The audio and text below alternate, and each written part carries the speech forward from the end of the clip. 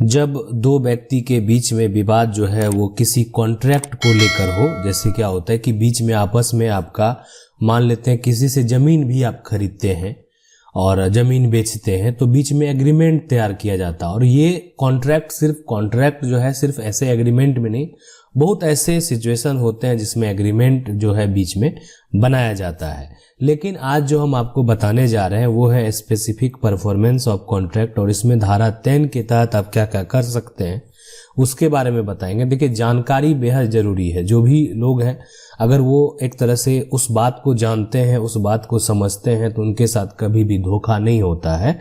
और धोखा उन्हीं लोगों के साथ हो जाता है जो वो बात को नहीं समझते हैं।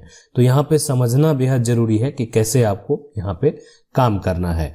तो देखें, ये जो मान लेते हैं कि ये एक प्लॉट है और ये इसका एग्रीमेंट कॉपी है, और इस एग्रीमेंट पे सारा टर्म एंड कंडीशन जो है वो लगा हुआ रहता है, लिखा हुआ रहता है, मेंशन रहता है कि कब क्या और कैसे करना। और बहुत लोग ऐसे होते हैं कि जो इसको क्या करते हैं कि एग्रीमेंट तो कर दिए लेकिन उसको उस बात पे कायम नहीं रहते हैं। मतलब आपने पैसा पे कर दिया और अब जमीन की रजिस्ट्री आपको अब जो है मान लेते हैं ये जमीन आप खरीद कर लिए हैं, ठीक है, और उसका एग्रीमेंट करा लिए हैं और उसके बाद आपको वो रजिस्ट्री नहीं कर रहे हैं। अब एग्रीमेंट भी दो तरीके से कराया जाता है, हम उसके बारे में भी आगे बात करेंगे। एक होता है कि रजिस्टर्ड एग्रीमेंट और एक होता है कि लोग एग्रीमेंट कराते हैं लेकिन वो अनरजिस्टर्ड रहता है। लेकिन दोनों का क्या मान्यता है कोर्ट में, कब मान्यता होता है और कब नहीं होता है, उसके बारे में भी बात करेंगे। तो आज जो टॉपिक डिस्कस करने वाले हैं वो यही है कि क्या है जमीन रजिस्ट्री विवाद में धारा 10 और यह किस तरीके से काम करता है। आप जमीन रजिस्ट्री विवाद में कब कोर्ट जा सकते हैं और कब अपना दावा और सबूत जो है वो पेश कर सकते हैं। जमीन रजिस्ट्री का जो विवाद होता है वो किस केस में आप जो है और किस टाइप का विवाद हो सकता है और किस केस में आप जो है कोर्ट जा सकते हैं और वहां पे अपना दावा जो है वो पेश कर सकते हैं। तो चलिए सबसे पहले इसको समझते हैं। स्पेसिफिक परफॉर्मेंस ऑफ कॉन्ट्रैक्ट का केस तब आप फाइल करते हैं जब दो व्यक्ति के बीच में जो है एक तरह से जो वादा किया गया ना, वो उस वादे से वो व्यक्ति जो है वो मुकर जाता है। मतलब उसके बीच में आपके बीच में जो भी तय हुआ उससे अब वो जो है मतलब मुकर रहा है, उस केस में आप इसका जो है केस फाइल कर सकते हैं। और इसमें देखिए सबसे पहले क्या होता है कि अगर आपने जमीन खरीदा, मान लेते हैं ये 537 नंबर का जो है प्लॉट आपने खरीद लिया, ये आप कलर में आप देख सकते हैं जो है ये आपने खरीद लिया, इसका एग्रीमेंट भी करा लिया कि आपको कब कितने टाइम पीरियड में पैसा देना है, कब कितना देना है, और आप उसको फॉलो भी कर रहे हैं। लेकिन सामने वाला उस सारे फॉलो करने के बावजूद जो है आपको रजिस्ट्री के लिए अगर तैयार नहीं है, रजिस्ट्री करने को तैयार नहीं है, बहाने बना रहा है, तो उस केस में आप जो है कानून में जा सकते हैं, न्यायालय में जा सकते हैं। आपके लिए प्रावधान है कि आप न्यायालय में जा सकते हैं। अब समझने वाली बात यहाँ है कि सबसे पहले जो है आपको शुरुआती दौर में जब आप यहाँ पे जो है न्यायालय के द्वारा जो है आप वहाँ पे नोटिस उनको भेजा जाएगा। इसलिए नोटिस ये भेजा जाएगा कि इस एग्रीमेंट में जो है उसमें डेट को तय कर दिया जाएगा कि उस डेट पे उस संपत्ति का रजिस्ट्री हो जाए। अगर रजिस्ट्री उस डेट पे नहीं होता है, मतलब ये नोटिस दोनों को भेजा जाएगा, जो एक तरह से क्रेता है जो है ना खरीदने वाला है ना, और जो विक्रेता है, दोनों को ये नोटिस जाएगा। तो अब विक्रेता जो है उसको यानी वो बेचने से अगर मुकर रहा है तो दोनों को नोटिस मिलेगा। नोटिस क्रेता जो है वो जाके रजिस्ट्रार को जिस डेट में रजिस्ट्री की बात हुई है उस डेट में रजिस्ट्रार को वहां पे इंफॉर्मेशन कर देंगे, ठीक है, कि आपका ऐसे है, इस डेट में रजिस्ट्री है, मतलब निबंध जो आपका कार्यालय है, रजिस्ट्री ऑफिस है, वहां पे आप को ये कर देना है। और विक्रेता अगर उस डेट में आके आपको रजिस्ट्री नहीं करता है तो आपको आवेदन का एक रिसीविंग भी ले लेना है, और उस रिसीविंग पे आधार पे अब आपको जो है आपको केस फाइल करना होगा कि आपका ये जो है रजिस्ट्री से मुकर गया है। तो ये आपको सबसे पहले करना है। स्पेसिफिक रिलीफ एक्ट है और उसका जो है स्पेसिफिक रिलीफ एक्ट का जो है सेक्शन 10 में है ना, धारा जो 10 है, उसमें ये प्रावधान है कि अगर आप किसी से कोई संपत्ति खरीदते हैं और अगर वो व्यक्ति जो है मुकर जाता है, अब यहाँ पे एग्रीमेंट आपका या तो रजिस्टर होगा या तो अनरजिस्टर्ड है, ठीक है, तो आप वहाँ पे स्पेसिफिक परफॉर्मेंस ऑफ कॉन्ट्रैक्ट का जो है केस फाइल कर सकते हैं।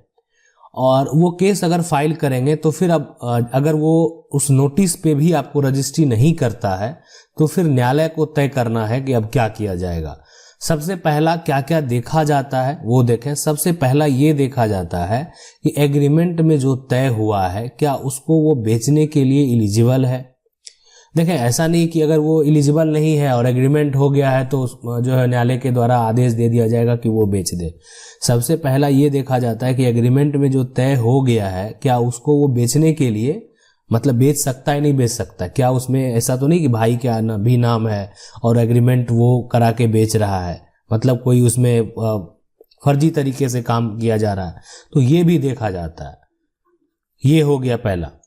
अब अगर मान लेते हैं कि वो एग्रीमेंट जो हुआ है उसमें वो जो है एक तरह से 2-3 व्यक्ति का नाम है या 2 व्यक्ति का नाम है, किसी एक व्यक्ति के द्वारा पूरा बेचा जा रहा है, उसमें दूसरे का कोई भी सपोर्ट नहीं है, तो ऐसा नहीं न्यायालय के द्वारा आदेश का कि वो जमीन का जाके रजिस्ट्री कर दे। ठीक है, ये यहाँ पे देखें। दूसरा केस ये हो सकता है कि अगर वो एक तरह से बेचने के लिए एलिजिबल है तब तो आपको न्यायालय के द्वारा आदेश किया जाएगा उसको वो जमीन जो है रजिस्ट्री करना ही है, तो वो फिर आदेश उसको मानना ही पड़ेगा कि यहाँ पे नहीं तो फिर वो धोखा का बहुत सारा मामला उस पर जो है वो दर्ज हो सकता है और बहुत सारे अन्य प्रक्रियाएं भी हैं जो आप उस पर लगा सकते हैं अगर ऐसा करता है तो।